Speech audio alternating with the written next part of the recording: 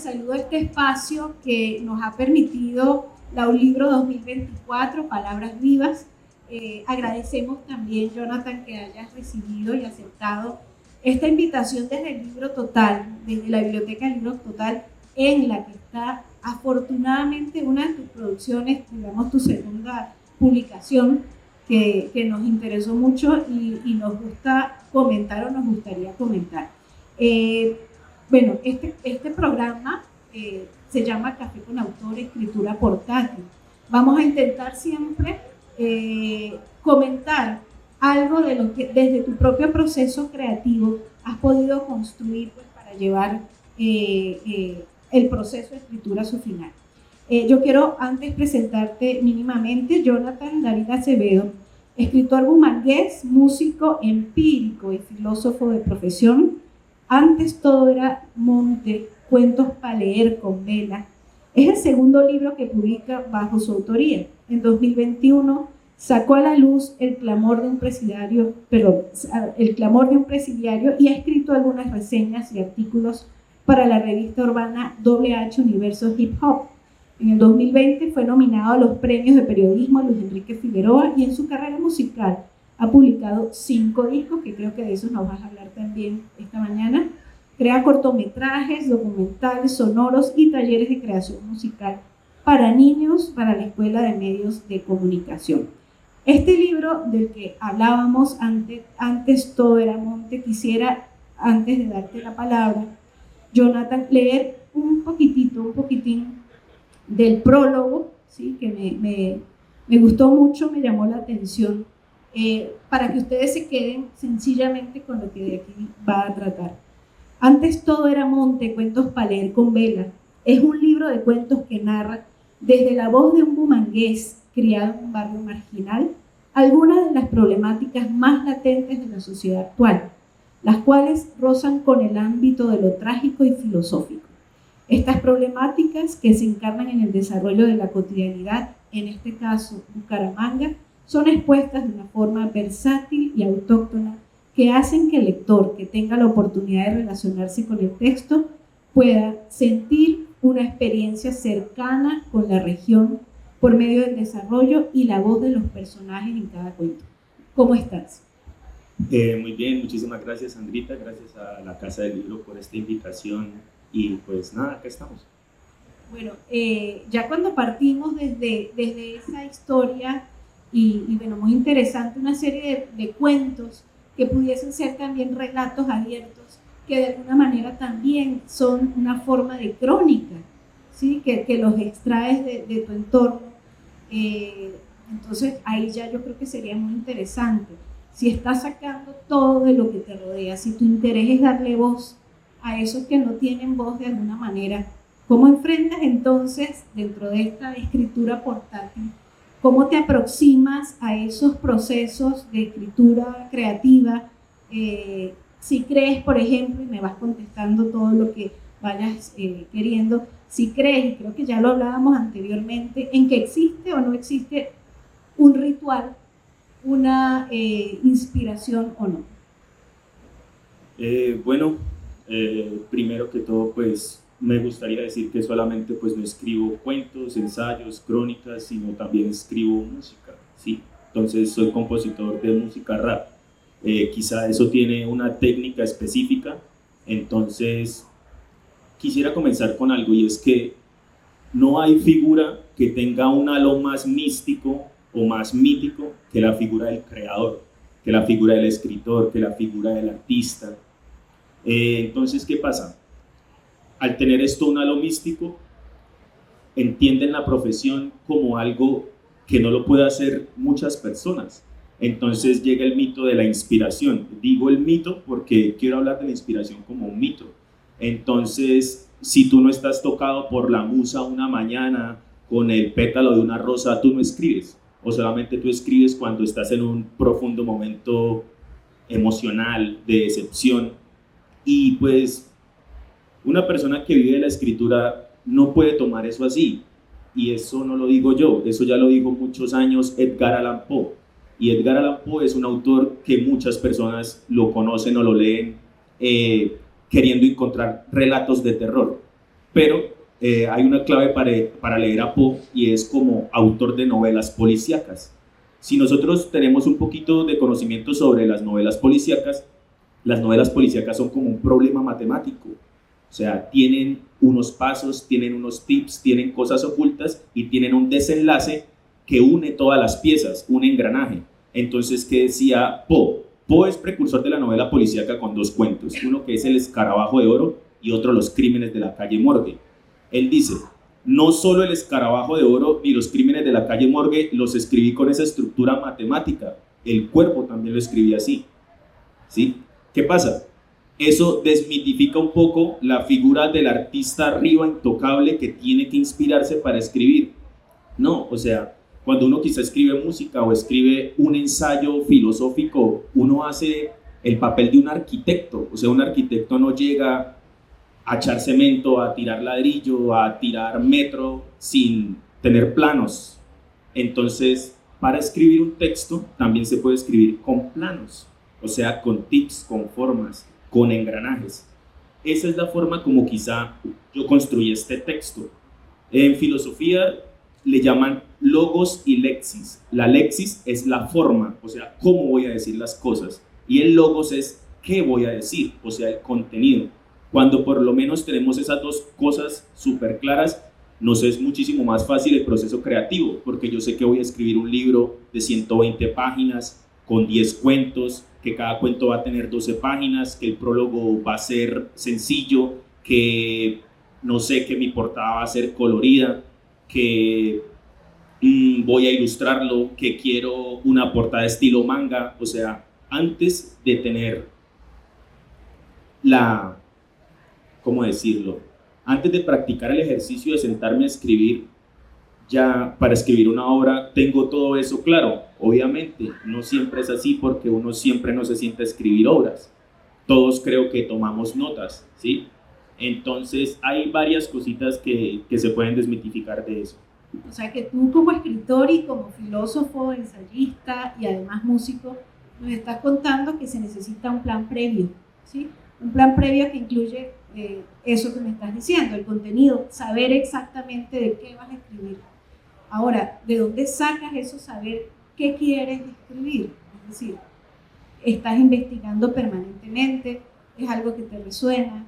¿Cómo lo haces? Bueno, yo siento que todos, absolutamente todos escribimos desde la subjetividad, porque inclusive cuando estudiamos a un autor, lo estudiamos en una parte de su tiempo. O sea, estudiamos, no sé, al Nietzsche joven, al Nietzsche adulto, al Nietzsche maduro y al Nietzsche anciano, y estudiamos al Nietzsche que vivió en Alemania en cierta época. Entonces esos son tips que no se pueden sacar del autor. Entonces, por ejemplo, si Dios quiera, dentro de muchos años me van a leer a mí, digan, no, Jonathan tenía 30 años cuando escribió este libro, estaba pasando por esto, vivía en este lugar. Entonces, por ejemplo, van a entender por qué en un cuento yo digo palabras como ole mano, porque soy de Santander, ¿sí? Entonces, todo eso implementa mi subjetividad. A partir de ahí yo escribo. O sea, yo así, no sé, invente un personaje de un parisense, siempre va a haber un toque de mi esencia, de lo que yo estoy viviendo. Así quiero esconderla o ocultarla.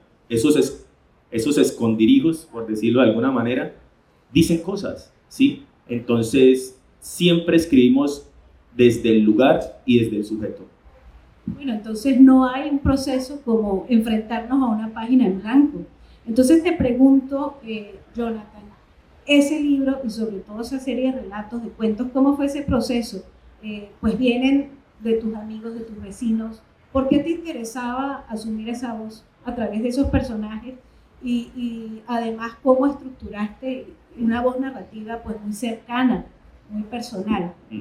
Bueno, es sencillo. Yo siento que el buen cine y las buenas historias son sencillas. La genialidad de lo simple. Los griegos veían la belleza en la simpleza, ¿sí? En lo poco complejo. Entonces las buenas historias son sencillas. Esta historia es una historia de mi papá. O sea, esta es una frase de mi papá, que él decía, antes todo era monte, cuando pasábamos por la 11 con novena, y me decía, no, mijo, es que acá antes era mera montaña hasta Mercadefán. Mercadefán ya no se llama Mercadefán. O sea, los muchachos más jóvenes le dicen Jumbo, pero eso se llamó Mercadefa muchos años. Entonces, a partir de esa premisa de antes todo era monte, basado quizá en una crítica hacia lo digital, hacia el cemento, me decido construir una serie de cuentos, ¿sí? Ya como con esa premisa arranco, o sea, no arranco de la nada. Hay una experiencia previa, personal y, como decías tú, subjetiva. ¿Cómo combinas también eso con la creación musical?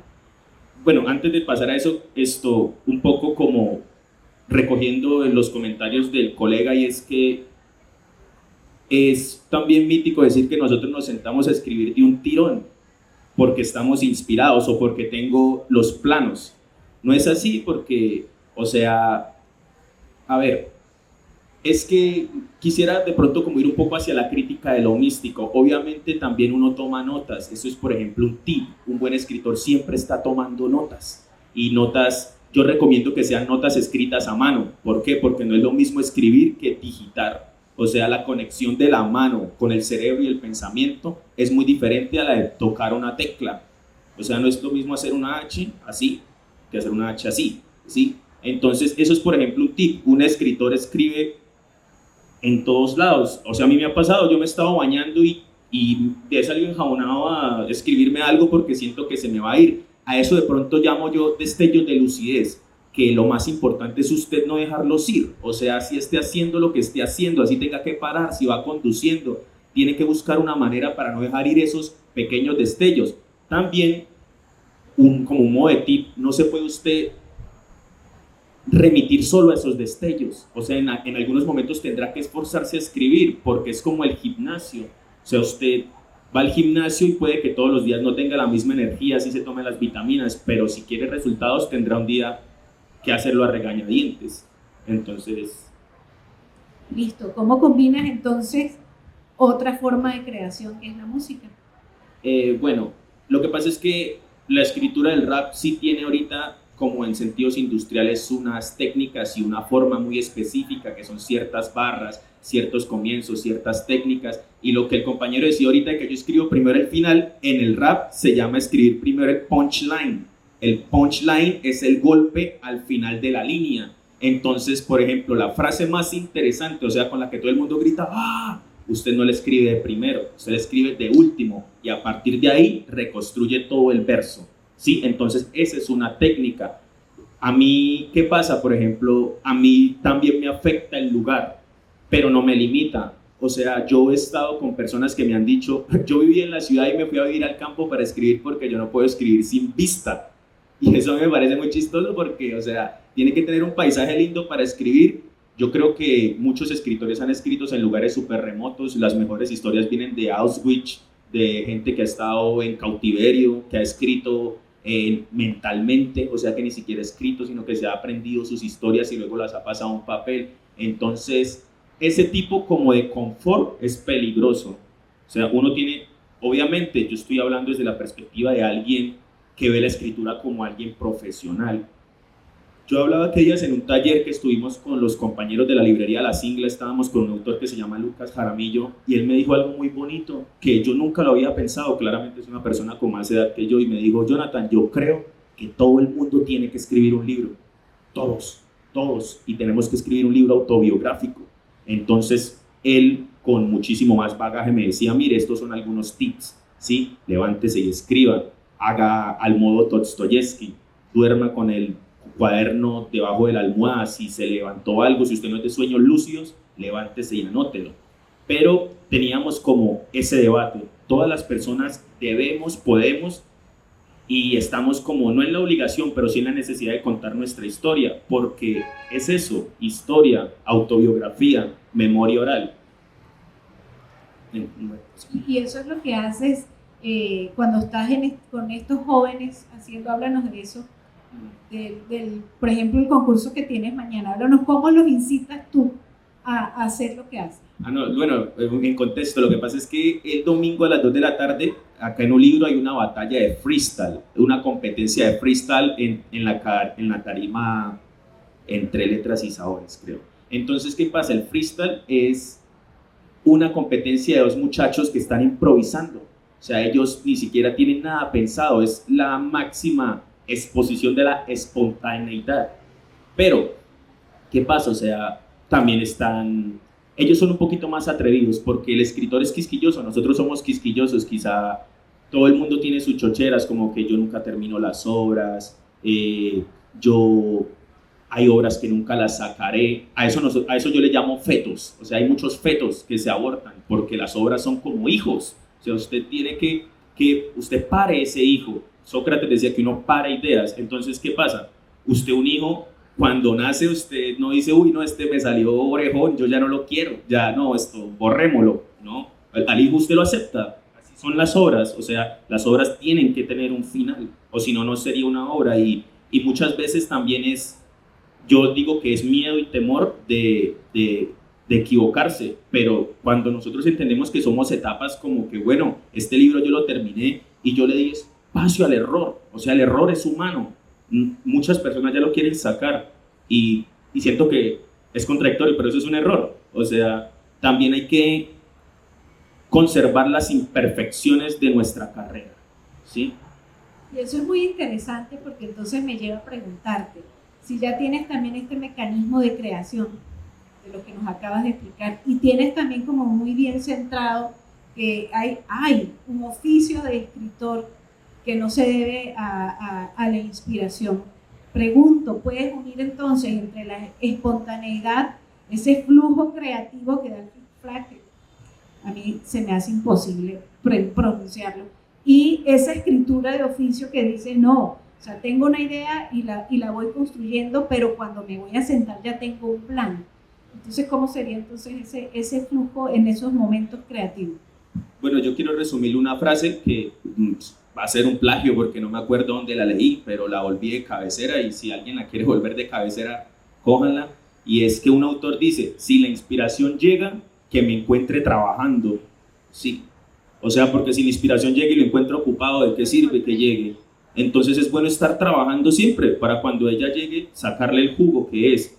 Claramente esos destellos existen, los tips existen, la gente que escribe por hobby muy bien existe, los momentos de sentarnos a escribir notas existen, inclusive yo he hecho muchas canciones así. ¿Qué pasa? Es difícil vivir del arte, de la música, quizá la música yo no lo veo como algo muy industrial, pero yo hago música con mis amigos y cuando me siento en el estudio a compartir con alguien que sé que tengo que exigirme porque es muy buen escritor, porque lo hace muy rápido, porque es un pensador que admiro, yo saco mi blog de notas, entonces agarro y hago lo que se llama un pastiche, ¿sí? un Frankenstein.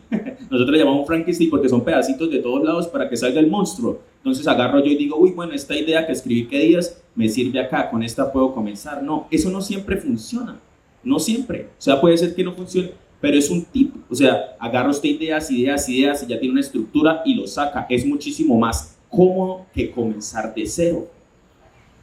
Eso está maravilloso, es decir, otra vez más estás apoyando de que no hay una inspiración. Quisiera, pues para el grupo de personas que te escuchan, como con ellos vamos a ir a tomar café ahorita en nuestro stand y que te puedan hacer preguntas allá más directas, quiero que nos dejes un fragmento de cuando todo era el primero. ¿De poesía o de cuentos? De los cuentos, antes todo era monte. No, pues bueno, no leí, no sé, es que, a ver. Pues podrías empezar con el que, justamente con el que le da título al cuento, o sea, libro de relatos. Espera. Vamos a comenzar con el principio, ¿no? Pero hay una cosita que yo sí quisiera como aclarar en cuanto a la escritura portátil. O sea, sí me genera un poco de problemas esa palabra, porque la escritura no puede ser portátil. O sea, la escritura no se puede meter en un porta, ¿sí? No, la escritura es demasiado amplia y demasiado grande. Y la escritura es algo de paciencia, es algo de tranquilidad, es algo de parsimonia.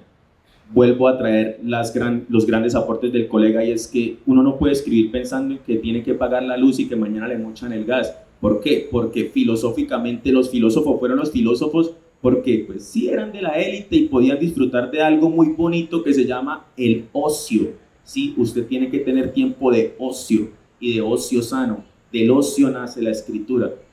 Entonces, pues voy a leer un cuento corto porque también, bueno, no existe la escritura portátil pero sí estamos obligados para que nos lean a evolucionar. Edgar Allan Poe, lo vuelvo a citar, decía que él comenzó a escribir para ser leído de un tirón, o sea, para en una sentada leer un cuento de Poe.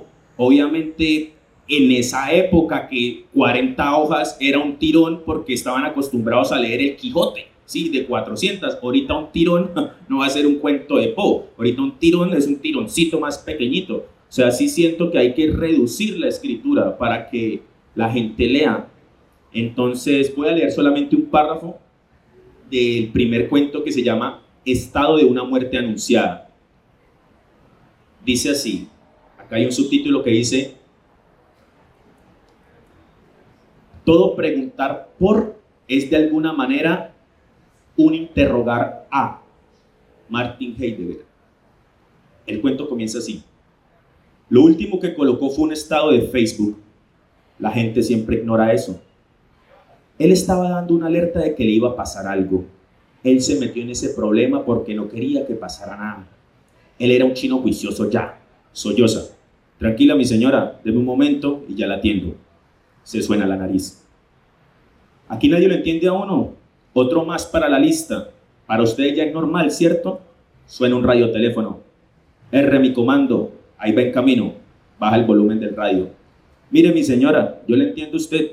Ahorita todos estamos trabajando en el caso de su hijo. Lo lamento mucho, pero acá no puede estar. La empuja con ademán de sonrisa, la saca y cierra la puerta. Este es el primer párrafo de un cuento que se llama Estado de una muerte anunciada, de una señora que está peleando al frente del CAI porque mataron a su hijo, y él el día anterior había colocado un estado de Facebook diciendo que le iban a matar y nadie le puso cuidado. Es un cuento de una hoja, es el primero. Y es eso, son relatos cortos, son experienciales. O sea, a mí me gustó muchísimo el tono que estabas utilizando en cada uno de los personajes, pero además conocer, o sea, de alguna manera, y me gusta esa palabra, restregarte dentro de tu contexto, en tu mundo, dentro de las paredes, la piel de la vida se está viendo allí, eso me gustó mucho.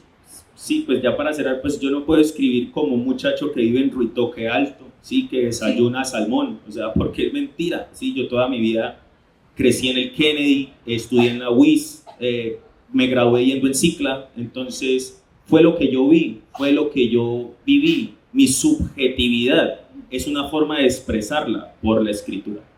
Exacto, y bueno, yo te agradezco muchísimo, queda claro que el tema de la escritura no es portátil, sin embargo, todas estas formas de pensar, esa estrategia, ese proceso creativo pueda ser portátil para que otros puedan también empezar su trabajo y decidirse a escribir. Y bueno, y esta conversación contigo va a ser parte de ese libro que se va a llamar así, Escritura Portátil, que puede viajar de uno a otro, más que nada. Te agradezco muchísimo. Estos dos libros de los que hemos hablado hoy también lo pueden leer en el libro total. Muchísimas gracias y nos vemos a la próxima.